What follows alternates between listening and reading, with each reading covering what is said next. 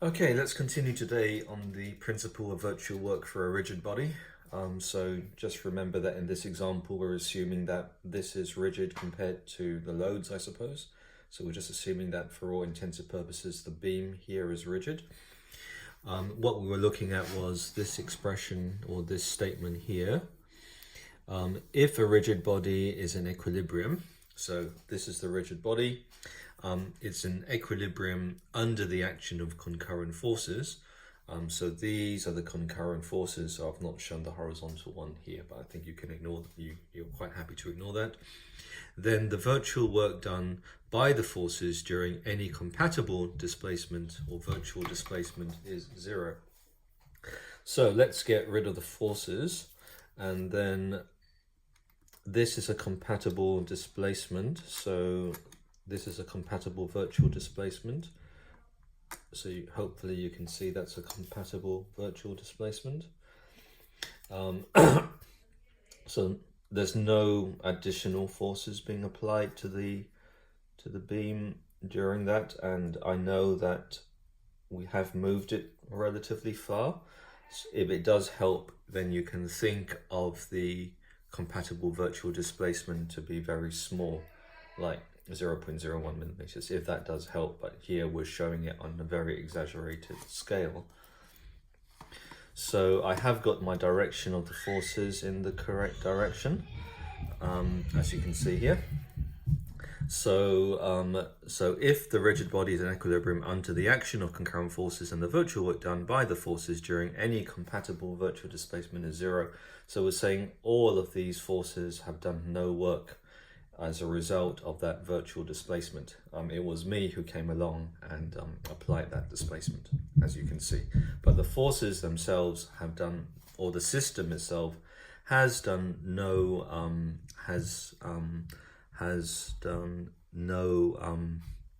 no virtual work. So work is force times distance. So this force has moved by that distance, and this force here has moved by that distance, which is twice as much. So we've sort of got that there. Here's the virtual displacement. If you like, put a bar on top just to emphasize that it is virtual, and if it does help you think of it being as minuscule or really, really small. So this force RB has moved delta, so it's done that amount of work. This force P here has moved up this much, which is minus delta over 2. And here I've got the sign as negative because this one here is moving against its line of action. And then I sum these two up, the virtual work. So this is the virtual work done, and that must be equal to 0.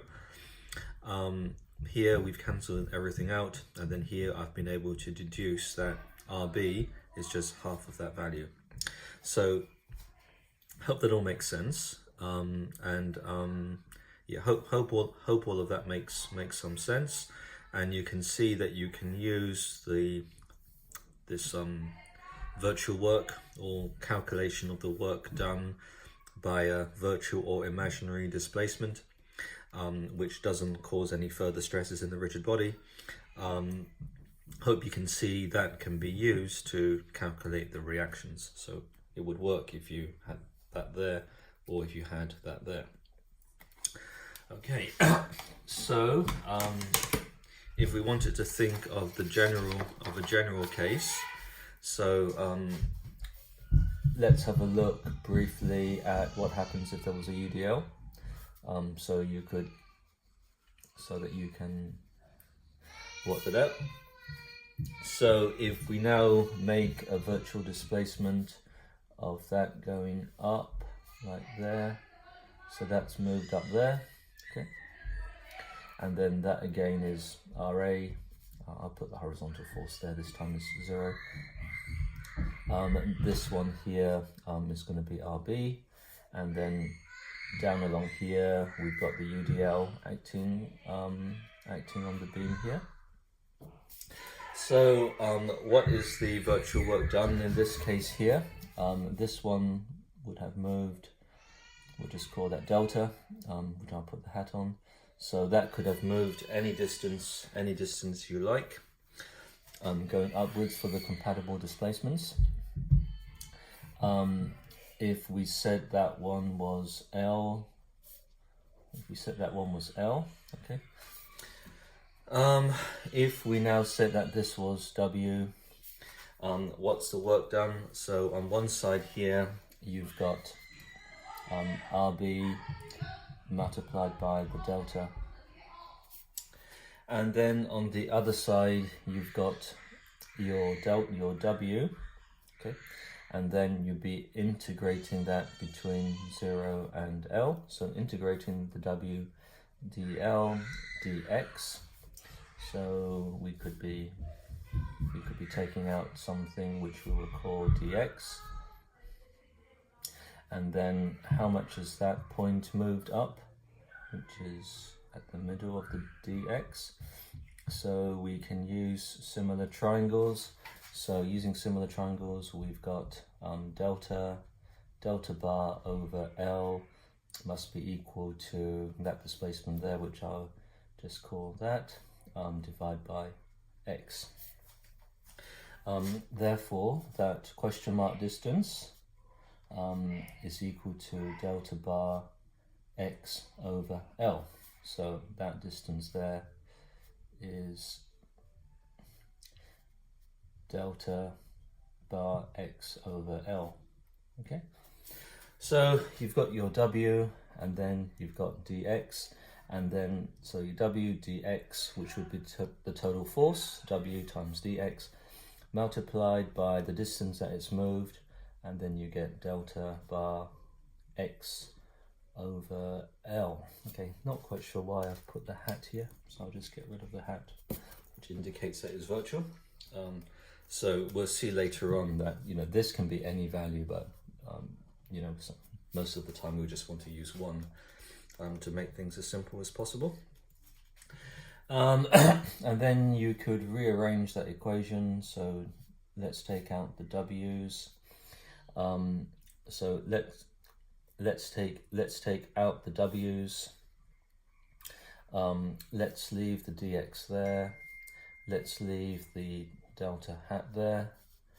So RB, so I hope I've done this right.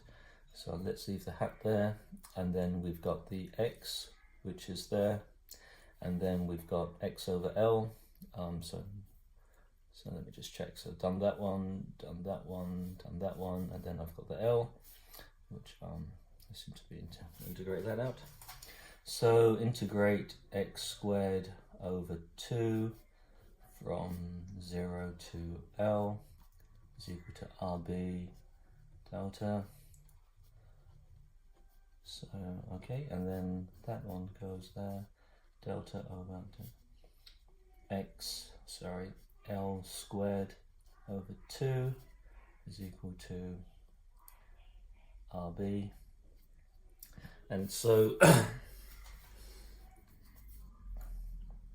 that and then RB is equal to WL over 2. Okay. So you could have got that by statics, but we can also see that you can get this through virtual work. So yesterday I said you could have a think about some other cases which you could apply. Like, so we've dealt with that. We've dealt with the vertical case. You could think about a moment being applied. You could think about one of these forces coming down like there, and of course, if it was like that, coming down like that, you could just say, I'm going to change that into that plus that. Okay.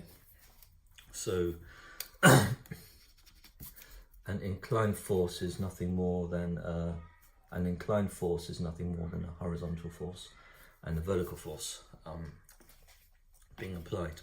Okay. So you might like to try those out if you wanted to. Okay. So this one down here, I've covered the UDL. This is just trying to do it all in one go. I would prefer just to split it up. But don't worry if you can't follow this. Don't worry at all. It doesn't really matter. What's important is that you get the principle. So, the principle of virtual work for a deformable body. So, if you remembered down here, we've got two expressions for the same thing. So you could reword this into this format. If a rigid body is in equilibrium under the action of concurrent virtual forces, then the virtual work done during any real displacements is zero. So hopefully you can see that these two expressions are identical.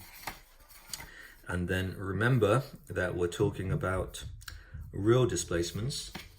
And before, right at the start, when I sort of tried to go through this, these are the real displacements and these are the virtual, or the virtual force. So the virtual force, and the real displacement and the real displacement. So we'll see how all of this can work out later on to be quite a useful theorem. So now let's go back to this thing here. If the deformable body is in a state of equilibrium and a virtual displacement compatible with the constraints, boundary conditions, internal constraints, and the total virtual work will be zero. So if a deformable body is in a state of compatible deformations satisfying the boundary conditions, etc., by a system of virtual forces, then the total virtual work done by the virtual forces acting through the real displacements is zero. So before we were assuming that the beam here is rigid. So before we were assuming that the beam, let me just try and get this into the peg. Before we were assuming that the beam here was rigid. Now we're assuming, now we want to take into account the fact that the beam here is deformable. So here, this is now deformable. Okay, so now we're extending the theorem to show that for a deformable body. So a deformable body changes shape under the applied load and may be subjected to virtual displacements that not only change its position but also deform it, stretch it, bend it. Under such virtual displacements, both the external force and the internal resisting forces do virtual work. So that's just an extension to what we covered before.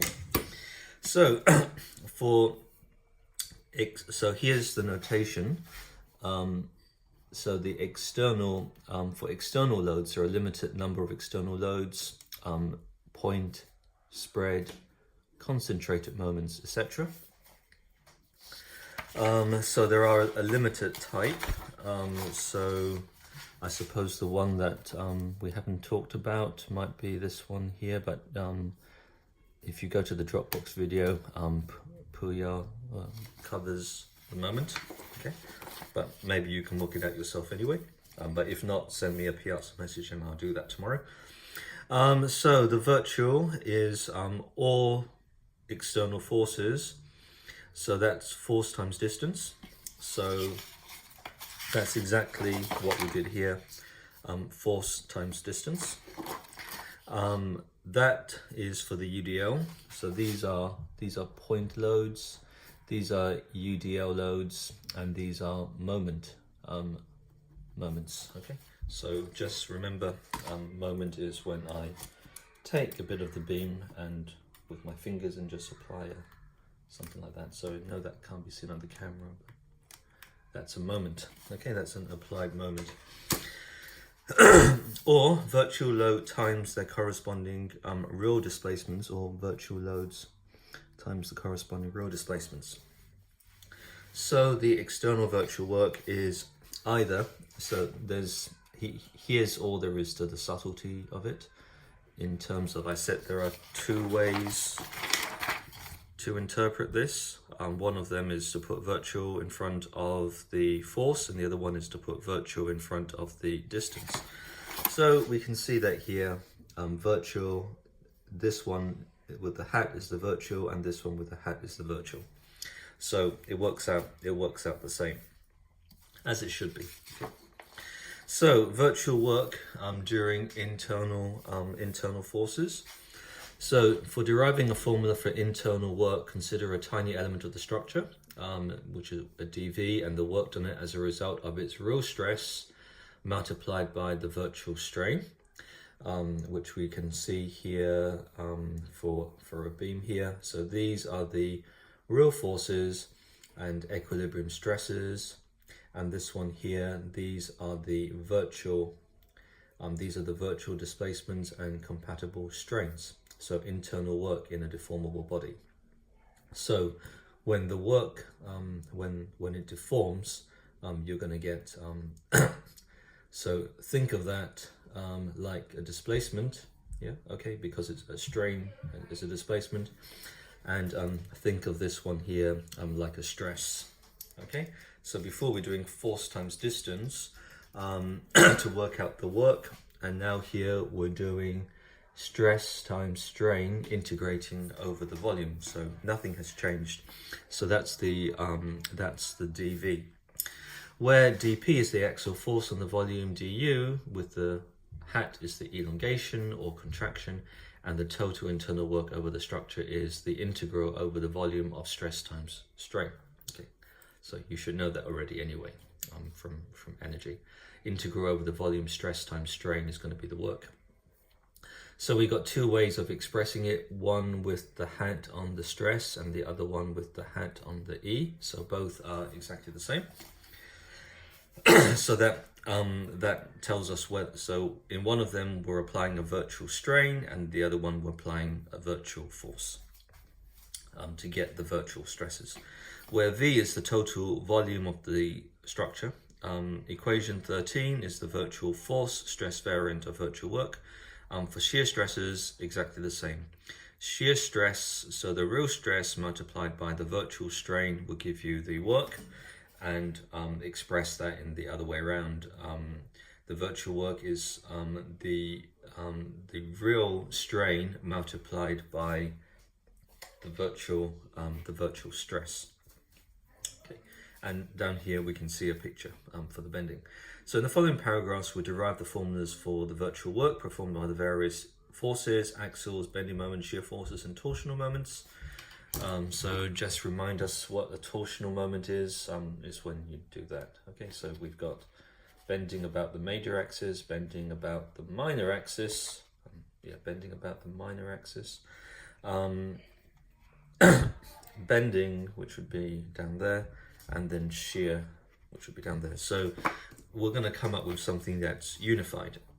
This time we'll restrict ourselves to linear elastic materials which all obey Hooke's law. So I suppose the axial force one is the easiest, and we're coming to the point where you can probably see how the virtual work can be used. So right at the start of the lecture, I talked about a truss. So the truss would have a real deflection, and the truss will have real forces in it, which you can obtain from method of sections, method of joints, and then you can apply a virtual force. Okay, and then that would allow you to work out the deflections. So axial force, so this is for a truss. Assume a member of length L and cross-sectional area A subjected to real forces and the material obeying Hooke's law. Stress is equal to force divided by area. Subject to a virtual axial strain. The virtual strain using Hooke's law can be understood.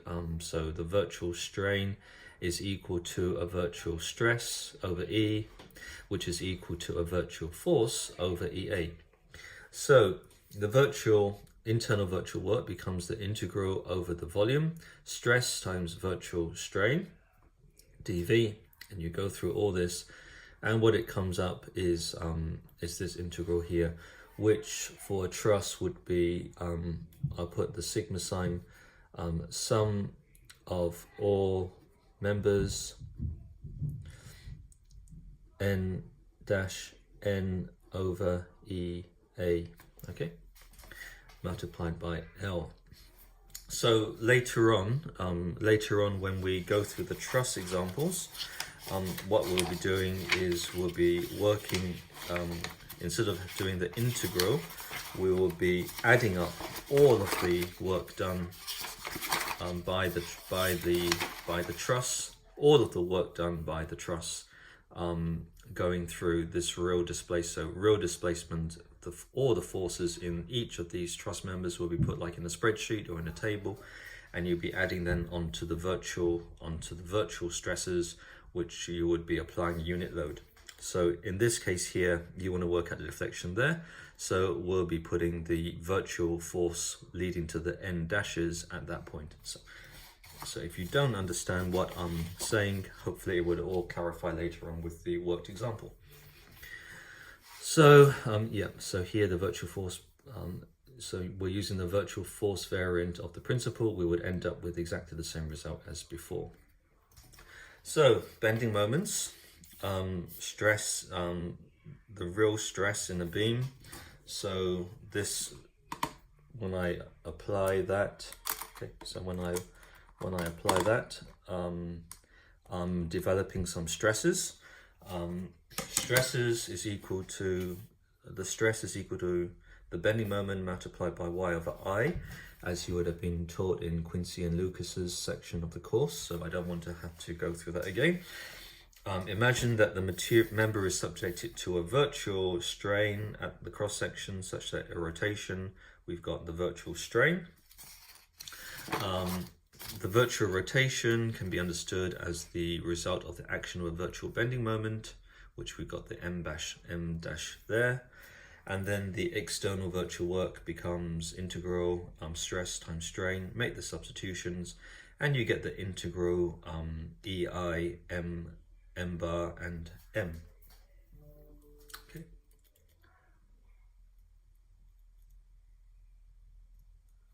Okay.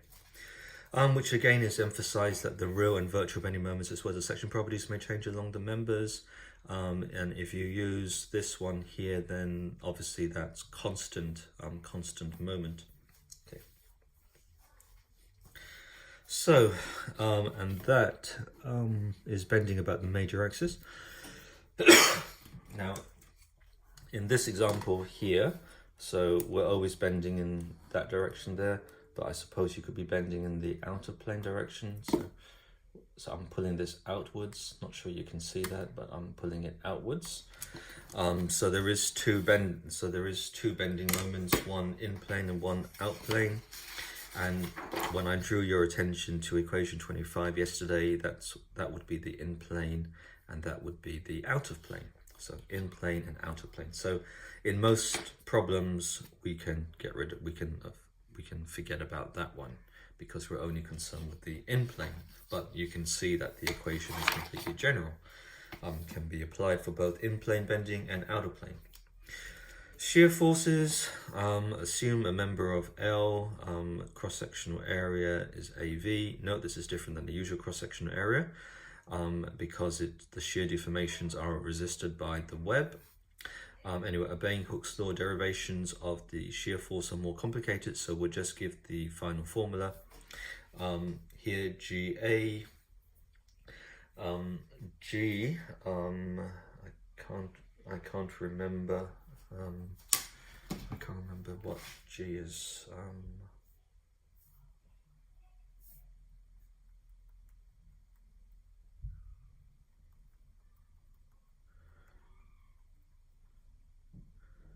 G is the shear modulus, and according to Wikipedia,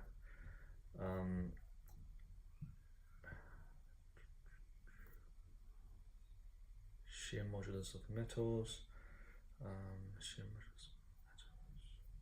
So I know that's covered in the. Well, it's known as the modulus. I know it's known as the modulus of rigidity, and there is a relationship between G and E, and I remember this. I think it's E1 over 1 plus Poisson's ratio as the relationship between the two.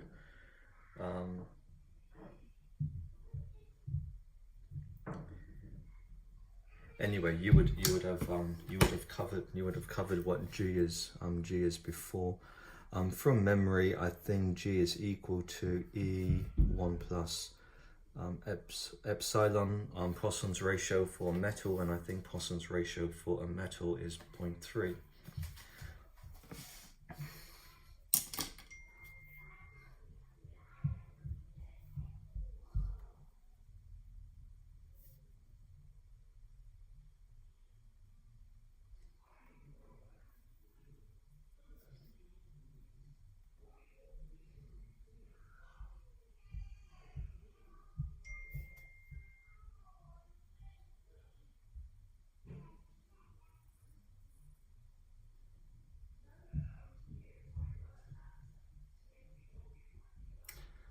So it's a material property, and I've got a table that that gives the value of the G for steel. Okay, but there is a relationship between G and E. I think there's a 2 there, but I'll need to check. I'll check that out, and I'll send out a message. Okay, so the torsional, so the virtual work is the real shear, virtual shear, G times A, where A is the shear cross-sectional area. And then the effects of the torsional moment, here where we've got the twist, and with the shear modulus of G, shear modulus of G, without derivations, we'll just give the final formula. So it's gone. So as you can see, there's quite a nice pattern, real multiplied by virtual. Okay, divided by GJ, real multiplied by virtual divided by GA, real multiplied by virtual divided by EI, and real multiplied by virtual divided by EA. So we've covered all of the things that we've said. So space frame, our attention has been focused on 2D structures and planar frames, and but we can see that real things act in 3D, so different bending, different axes, and this is just to say that the virtual work can be used in this general equation here, okay, which hopefully doesn't look as nasty as when I showed it to you yesterday, and we're just going to be extracting the bits that we want. Now, in terms of the signs of virtual work, so we've got an external axial force applied P. We say that the work done is positive. However, the equilibrating N performs N bar, which is negative. Because of the sum of the internal and external virtual works, we can write external must be equal to internal. And the same reasoning can be presented for here. So the external virtual work is equal to the internal virtual work. Now for the signs, when you do positive work, so positive work could be from a negative virtual force and a negative real displacement. Does positive work.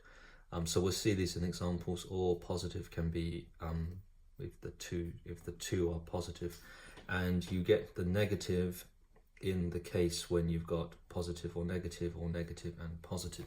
So just bear that in mind. So when we go through the examples, but in many respects, when we looked at this one here.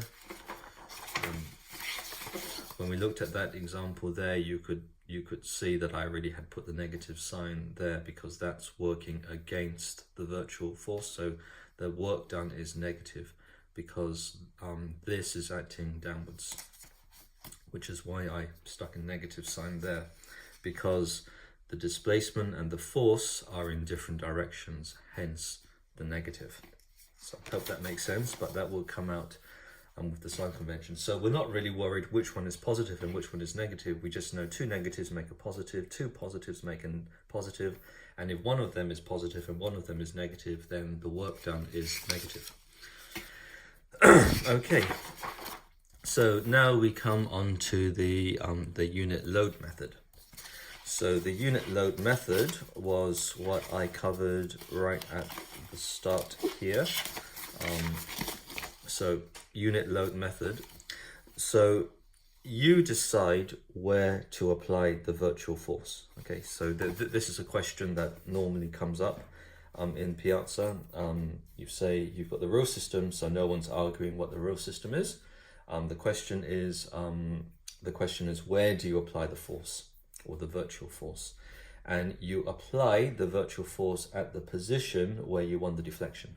So if I wanted the deflection there, as an example, if I wanted the deflection there, then I would be applying the virtual force of 1 at the position where I want the deflection. Okay, so I'm only applying the virtual force at one particular position, and the position where I'm applying is where I want the deflection to be calculated. So if I moved my thing there, then obviously the bending moment diagram is going to look like this. So on the virtual side, there's only going to be one force applied, and you put that one force, one bar or whatever you want, you put that one force at the position where you want your deflection. So if you wanted your deflection at that point there, then in the virtual side, you would apply your force at that position. So that would mean that the bending moment diagram would look like that, okay? And then that would mean that your bending moment diagram here would look like that, okay? And then a bit more challenging probably to multiply the two integrals together over 0 to L, of course. Okay, so that's all you need to remember. Where do you apply the virtual force? You apply the virtual force at the position where you want your deflection. So here, if I wanted my deflection there, then in the then my virtual force would be applied here. Okay. So I know example. You need to see an example so that you understand how it works. Okay. Right. So unit load method. This is the bar, the one bar that we've been talking about, or the delta bar. The delta can be anything. It can be one. It doesn't have to be unit. It can be any load. So we've seen how it cancels each other out on both sides of the equation.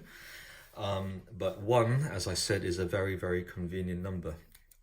So, but don't get confused into thinking this only works if there's a 1, okay? It can be any number, and it will just be cancelled out on either side of the equation. So the unit load method provides a very useful method for calculating displacements in various systems, such as trusses, beams, frames, and grillages. It is based on the virtual force variant of the virtual work principle. So suppose we want to find the real deflection at the specific point in the beam. So we wanted the real deflection at a specific point, and let's say here, you want to find the real deflection at that point there. Apply the unit dummy virtual force at point A and the direction of the sought direction, and calculate the internal and external virtual works. So 1, which is this unit load, times delta is equal to delta, and on this side here we've got the virtual bending moment, the real bending moment divided by EI, where M bar is the bending moment diagram produced by this unit dummy virtual force. Note that for calculating internal virtual work, we only consider bending moment in the plane of the beam, as in the other internal forces are either 0 or have negligible effect. So we're only worried about, in this case here, the bending moment. Because these two virtual forces need to be equal, this delta is equal to M bar M over EI. So just to summarize, so we've got a beam, we've got a real beam like that, and then we've got maybe something like that. So we can draw the real bending moment diagram, which would be something like that, okay, for example. So that's the real bending moment diagram. And then if I came along and said, hey, I want to know what the deflection at that point is, on the virtual side, it's exactly the same system.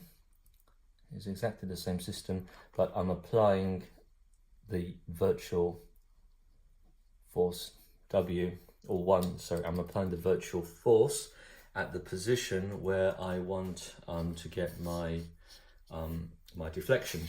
So I want my deflection at that point there. So the real system might be deflecting like around there, and I might want that deflection at that point there. So exactly at the point that I want the deflection, I stick my unit force and on the virtual side and draw another bending moment diagram, okay?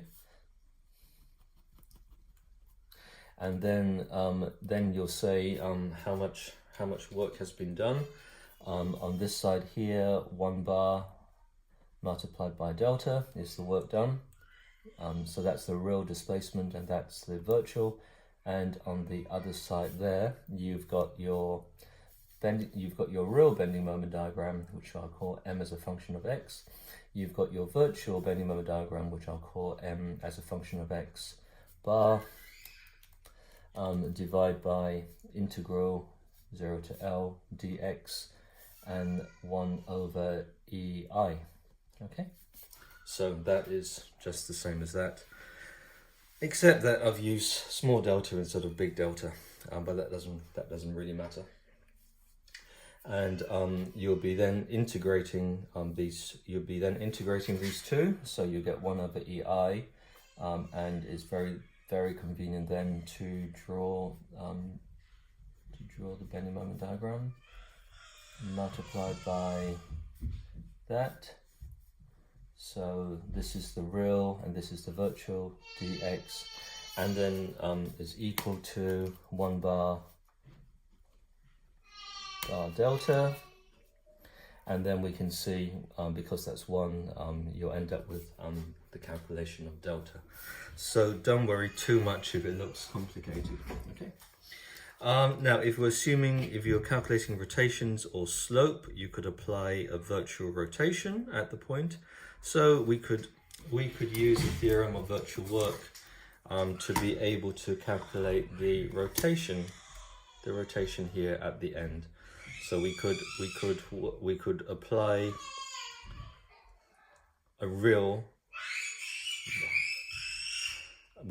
a real moment there, and then we could apply the dummy one there, multiply the two bending moments together, and we'll get our rotation. But again, we'll see that through an example.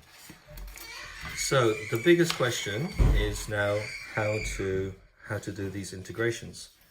So that's the big question: how do we do the integrations?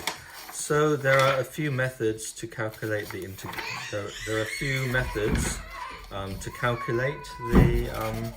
There are a few methods to calculate the.